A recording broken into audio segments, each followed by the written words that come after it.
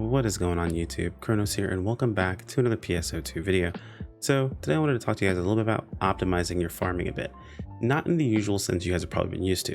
It's kind of been the flavor of the month, maybe past 2 months, that a lot of videos have popped up talking about how to optimally farm.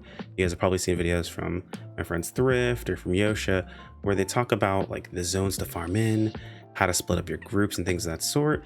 And you pretty much almost always see something very similar to how they're farming. I wanted to touch on that and kind of let you guys know how you can optimize your farm specific to how you play PSO2. Now, this is going to vary. It's not going to catch everyone's specific way of playing, because the biggest thing when it comes to farming, or at least what I feel like it comes to farming, is to tolerate the farm.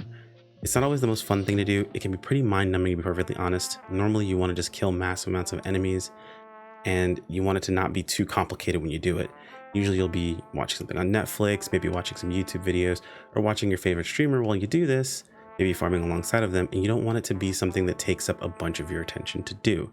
So we're going to talk about some ways that you can optimize your farm, whether you go the hyper optimized route where you want to kill things very easily and you want to kill it, very effectively, or if you want to tailor the farm to your type of play. So to start things off, we're going to go ahead and talk about class choices. So I'm going to bring up the class skill sim.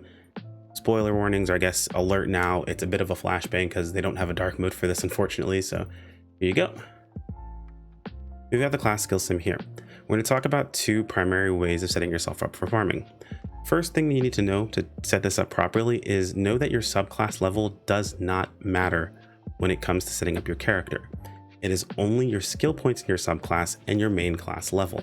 So if you don't have any of these classes leveled and you only have one class level specifically, it is totally fine to tailor your subclass. It's why you'll see a lot of players that have their subclasses stuck at like 55, because technically they don't level past 55 as a subclass, so there's no point in pushing them any higher. It doesn't affect your battle power or any of your other stats.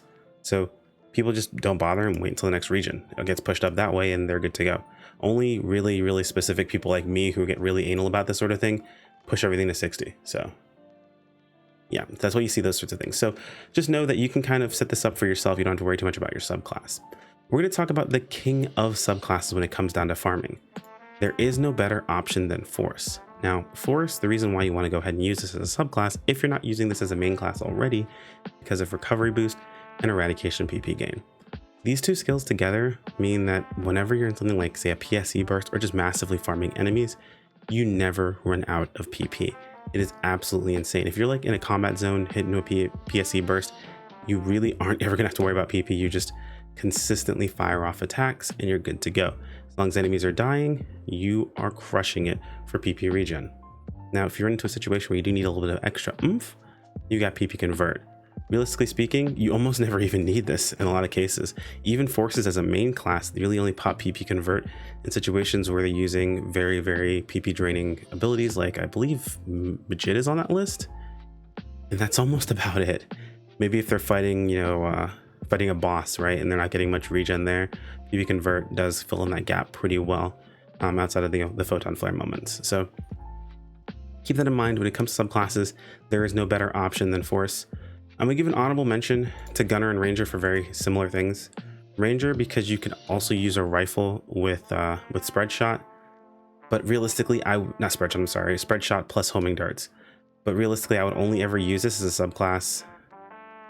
Honestly, I wouldn't even use this as a subclass. I would say this is only nice if you're playing Ranger as a main class. Gunner for the same reason. You got attack PP recovery, which is decent PP regen, and then you got spread shot here. Realistically speaking, you do not need to just sub Force. Do yourself a favor and just go ahead and subclass Force. It's pretty overpowered. The only thing you don't have to worry about this is if you're a main class Force, then realistically speaking, I would say sub Bouncer or possibly sub Fighter for some damage. I mean, Bouncer I think kind of covers everything for you in my opinion, but I know there's some people that disagree with this, but it's not that's not the video we're here for. We're talking about optimizing your farming, right? TLDR, Force is your go-to subclass every single time for every single class. Now I'm going to talk a little bit about the classes individually because you do not have to play as a Force to farm. You can play as a sub Force, so basically whatever class you normally play, and then subclass Force, and you can just equip a rod and cast spells, because right now the three main spells you'd be using are going to be Foe, Zan charge Zan combo, and then Zonde. Zonde being like the ultimate AFK turn brain off, just spam Zonde and you're good to go because it hits crazy hard. If you want to optimize just a slight bit, Charge Foy does do better in like, tight packs of enemies, specifically in Kavaris. And if you're farming in Redum, charge Zan into Zan into charge Zan combination back to back to back absolutely annihilates enemies. So, and then of course you've got Zonde again, because Zonde is strong against some enemies in Redum too. It just depends on what you're fighting. So it's up to you what you decide to go for, but all these are fantastic, and all of these make farming very, very easy. So you could just easily take any of your classes, subclass Force, grab a decent rod, and just go to town with killing enemies, and you're good to go. Primarily, you just want to make sure you have enough power that you're realistically mostly one-shotting most enemies you're over-leveled on. If you're having to cast too much, then you're going to find that your farming does slow down. So just keep that in mind. Now, talking about the individual classes, we're going to talk about the weapons that you can use to farm with those classes while you're just subclassing Force. To start with Hunter.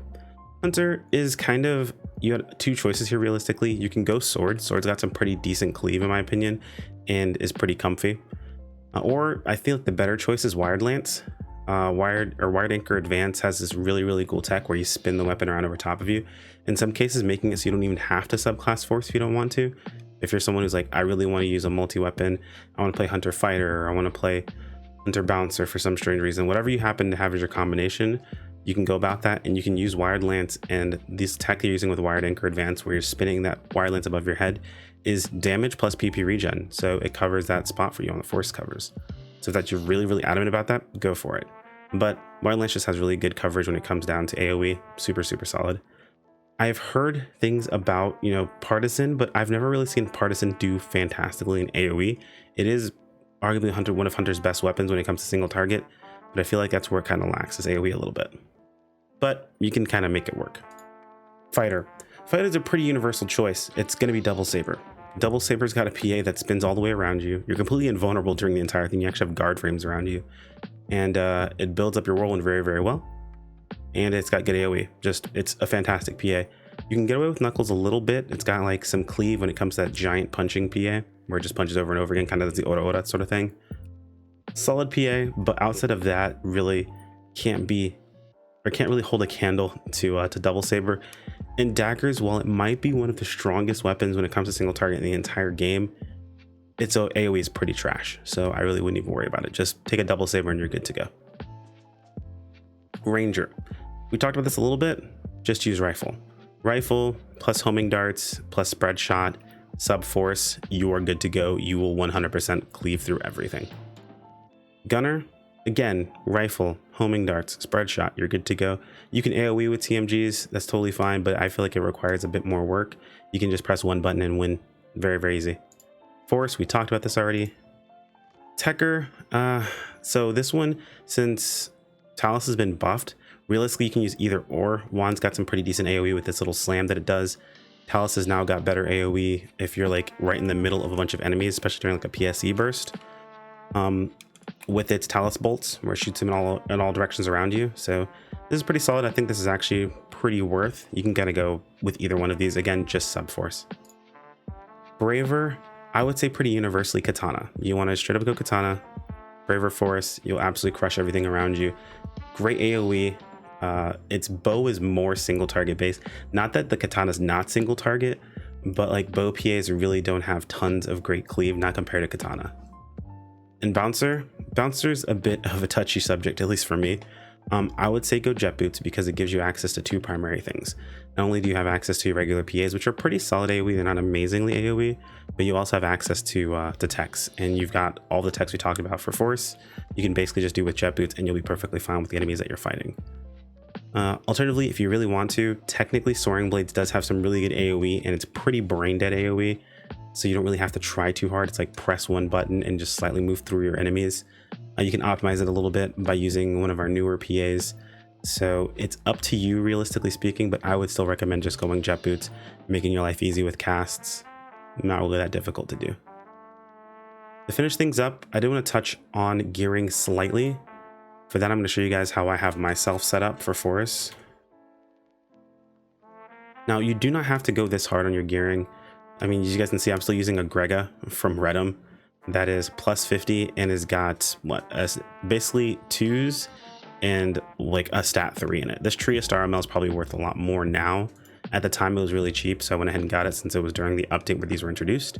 But you do not need to go heavily into your gear. Realistically, you just want to get enough stat that you are mostly one-shotting your targets that you're fighting in your AoE. If not, it's going to really limit what you're able to do. And that's really all there is to it. At this point, just sub force. If you're a force, just be a force. Get some pretty basic gear. You'll probably find people selling a lot of gear like this on the market, or you can just make it yourself. Stat 2s are really, really cheap. And I talked about this during my my augmenting on the cheap guide, especially right now where we have augment bonuses. It makes setting all this up very easy for you, and you can set yourself up for the entire region. Anyway, guys, let me know if you have any questions. I just wanted to share this with you guys. I know something I personally take for granted, everyone may not know about this. If you guys are curious about other things similar to this, let me know in the comments below. If there's some sort of, strategy that you employ when you're farming that I've completely missed, by all means, let me know in the comments. I'll be more than happy to read about it. Like if you enjoyed the video, subscribe if you want to keep up with more. I'll see you guys next time. Take care. Peace out.